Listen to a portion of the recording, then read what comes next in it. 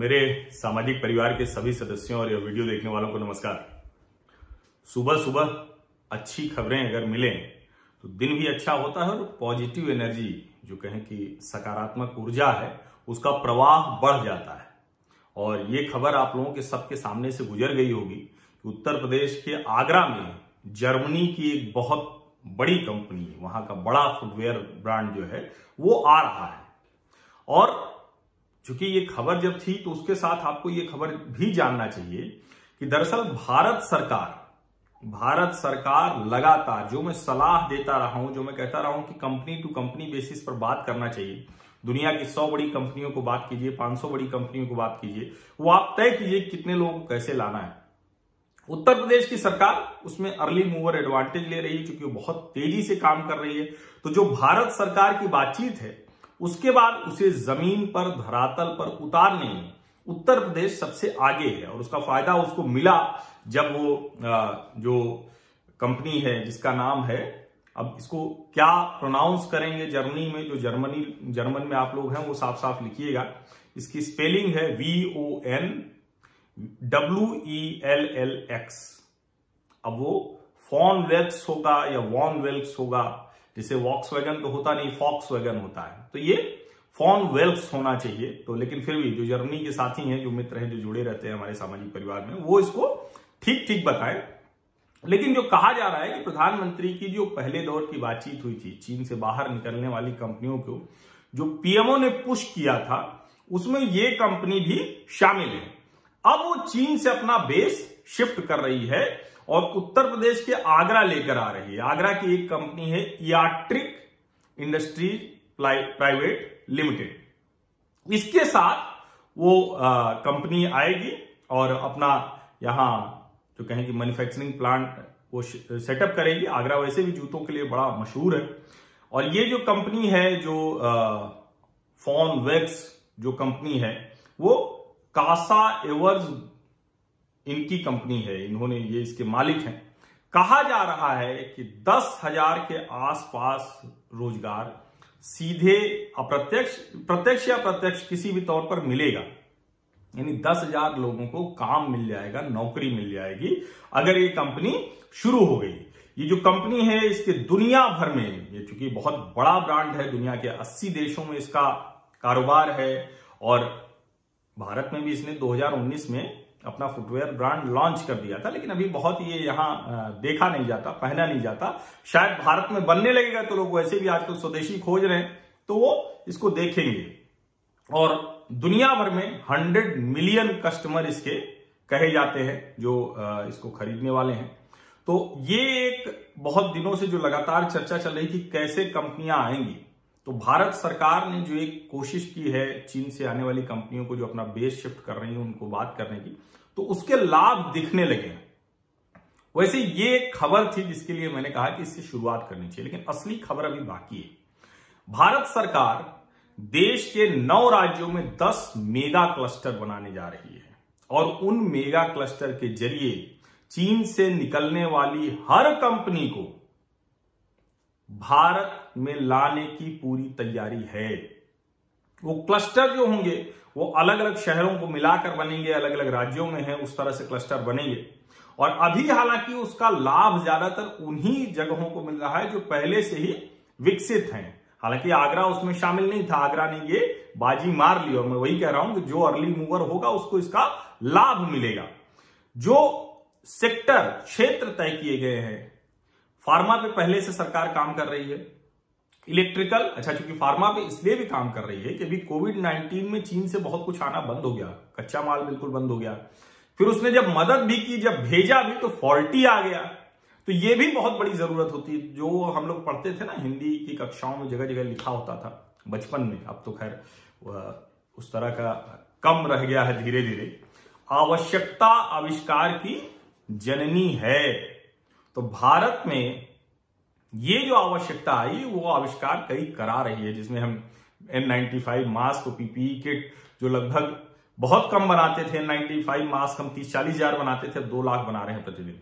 जो PPE kit थी वो कुछ नहीं बनाते थे, लगभग 0 था, उसको भी हमने 2 लाख तक पहुंचा दिया है। तो ये काम हम कर रहे हैं।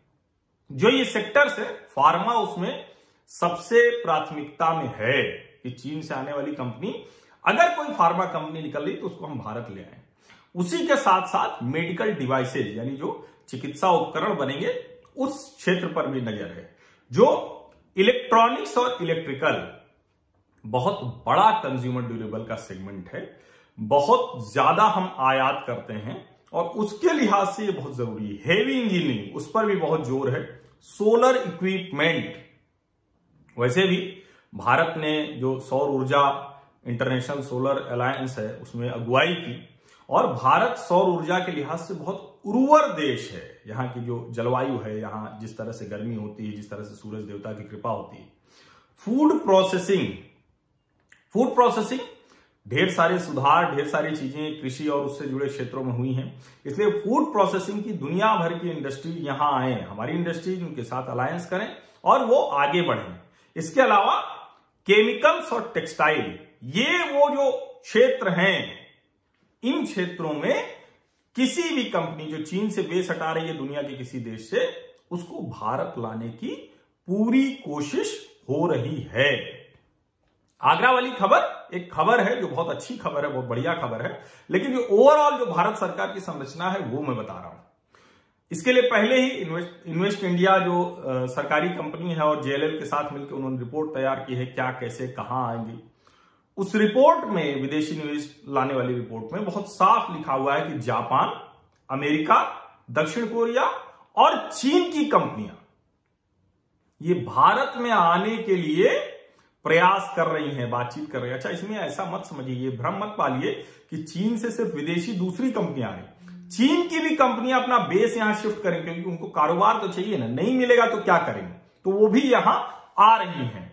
और इसमें जो कहें कि अलग अलग जो राज्य हैं वो लड़ाई उत्तर प्रदेश मध्य प्रदेश के बीच में तो है ही, कर्नाटक, असम, हिमाचल प्रदेश, इन्होंने भी बहुत से सुधार किए हैं, तो ये भी इनका फायदा मिलेगा। ये मैं इसलिए बता रहा हूं कि मेगा क्लस्टर जो बना है वो तो पहले के विकसित शहरों राज्यों में है, लेकिन इसके आगे भी चीजें निकलेंगी जब एक बार यहां तक लोग आ जाएंगे। ये जो 9 राज्यों में मेगा क्लस्टर बनेगा, अब जैसे हैदराबाद है, ये पहले से फार्मा कंपनियां हैं वहां, उसको फार्मा हब के तौर पर विकसित करेंगे। अहमदाबाद है, वडोदरा, भरूच, अंकलेश्वर क्लस्टर है, मुंबई औरंगाबाद है, पुणे है, बेंगलुरु है, चेन्नई है, तिरुपति नेल्लोर है, जहां मैं बैठा हूं ये नोएडा, ग्रेटर नोएडा है। तो ऐसे क्लस्टर्स विकसित कर रही है सरकार। वो पहले से कई जगह है, कुछ जगहों पर नए तरीके से उसको तैयार किया जाएगा, लेकिन पूरी कोशिश वही है कि अलग अलग क्षेत्र, जिन क्षेत्रों के मैंने आपको बताया। अच्छा, कंपनियों से, बहुत सी कंपनियों से बात हो रही, जो जर्मन फुटवेयर ब्रांड था, ऐसी ढेर सारी कंपनियों के साथ लगातार बातचीत चल रही है। अब एक तो यह है कि वो कंपनियां इस दौरान कितनी तेजी में आती हैं, या कंपनियां देख रही हैं धीरे धीरे अपना बेस शिफ्ट करेंगी। मैंने पहले आपको एक बार बताया था कि बहुत सी कंपनियां जो वियतनाम है, ताइवान है, इंडोनेशिया है, थाईलैंड है, वहां चली गई हैं, लेकिन अभी ज्यादातर कंपनियां अपना बेस वहां से शिफ्ट कर रही हैं। कई कंपनियों ने छोटी प्रोडक्शन यूनिट दूसरे देशों में बनाई, उनके लिए भी भारत में संभावना है। अब ये सब अगर हो गया और जो भारत ने स्ट्रेटेजिक पॉलिसी चेंजेस इधर किए हैं, उन सब का लाभ अगर एक साथ हम लेने में कामयाब हो गए तो आप समझिए कि सचमुच ये जो चाइनीज वायरस खत्म होने के बाद का समय होगा, उसमें दुनिया के कारोबार की पूरी संरचना बदल जाएगी। भारत उस संरचना की धुरी बनेगा, जैसे एक समय में चीन हुआ करता था, क्योंकि करेंसी मार्केट अभी भी अमेरिका डोमिनेट करता है, मैन्युफैक्चरिंग मार्केट चाइना डोमिनेट करता है। अब मैन्युफैक्चरिंग और सर्विस मार्केट को भारत कितना हिस्सा उसका ले पाएगा, उसी से तय होगा कि दुनिया में हमारी स्थिति क्या होगी। और मुझे लगता है कि ये सब खबरें हैं वो उत्साहवर्धक हैं, उत्साहजनक हैं। हमें लगता है कि भारत अब इस बदली हुई परिस्थिति का लाभ लेने के लिए पूरी तरह से तैयार है। जो जियोपॉलिटिकल सिचुएशंस बदल रही हैं उसमें भी, यानी जो राजनीतिक और भौगोलिक और सारी चीजें बदल रही हैं, आर्थिक जो स्थितियां बदलेंगी, कारोबारी जो स्थितियां बदलेंगी, उसका भी लाभ लेने के लिए भारत पूरी तरह से तैयार है।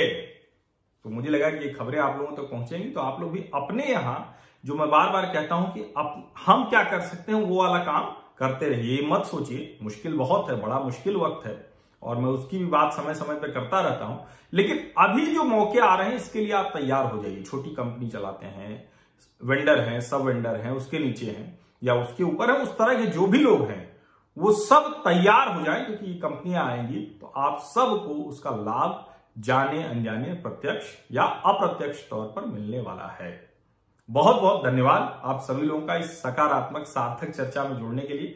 और अगर ऐसी सकारात्मक चर्चा आप चाहते हैं कि ज्यादा से ज्यादा यहां आप सुन सकें, उसका प्रभाव ज्यादा हो, तो आप मेरे सामाजिक परिवार का सदस्य बन जाइए। उसके लिए आपको कुछ नहीं करना है, सिर्फ सब्सक्राइब करना है इस चैनल को और नोटिफिकेशन वाली घंटी दबानी है।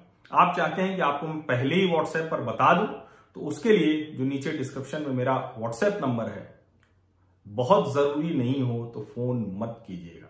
आपके पास कोई सलाह है तो उस पर व्हाट्सएप कर दीजिएगा, वो ज्यादा अच्छा रहेगा। कई बार होता है कि मैं किसी काम में हूं और उसके बीच में कोई फोन आया तो मैं अच्छे से बात न कर पाऊं, तो बहुत अच्छी स्थिति नहीं हुई। हालांकि मैं इसका ख्याल रखता हूं, लेकिन फिर भी दिन भर अगर आप काम के बीच में हैं तो जरूरी नहीं कि हर वक्त बहुत अच्छे सुबह से फोन आना शुरू हो जाता है, रात तक आता है। तो ये थोड़ा सा ध्यान रखिए। और बहुत जरूरी ना हो तो फोन न कीजिए, सिर्फ मैसेज कीजिए। जरूरी हो तो फोन भी कीजिए, कोई दिक्कत नहीं, मैं बात करूंगा, बिल्कुल बात करूंगा। ठीक है, तो चलिए, बहुत बहुत शुक्रिया, धन्यवाद।